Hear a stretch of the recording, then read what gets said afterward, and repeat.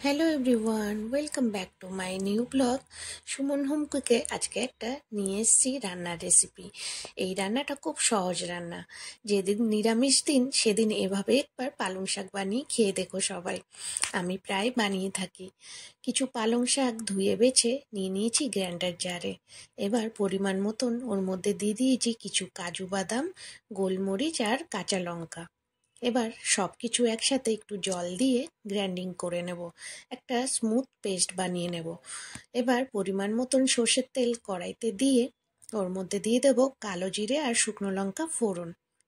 এবার ফোড়নটা একটু ভালো স্মেল যখন বেরোবে, মানে ভাজা ভাজা হয়ে যাবে, তখন ওর মধ্যে দিয়ে দেব যেই বেটে রাখা পালং শাকের বাটাটা। এবার দিয়ে ভালো করে মিক্স করতে থাকবো। যতক্ষণ অবধি পালং শাক থেকে জলটা শুকিয়ে না আসছে ততক্ষণ কিন্তু আমি মিক্স করতে থাকবো সমানেই। আস্তে আস্তে জলটাও শুকিয়ে আসছে। এবার পরিমাণ মতন একটু নুন দিয়ে দিলাম। নুন দিয়ে ভালো করে আমি কড়াইতে কষাতে থাকবো।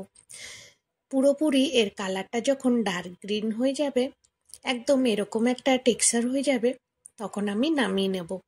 এই নিরামিষ দিনে পালং শাক বাটাটা একবার সবাই ট্রাই করো আর আমাকে কমেন্ট করে জানিও। ভালো লাগলে চ্যানেলটিকে সাবস্ক্রাইব করে দিও, পাশে থাকা বেল আইকনটিও প্রেস করে দিও। আর সবাই লাইক শেয়ার কমেন্টও করো। কেমন লাগলো জানাতে ভুলিও না। আজকের রেসিপিটা একদম সোজা সহজ ভাবেই বানানো। আশা করি তোমাদের সবার ভালো লেগেছে। নিরামিষ দিনে একবার ট্রাই করো সবাই। টাটা।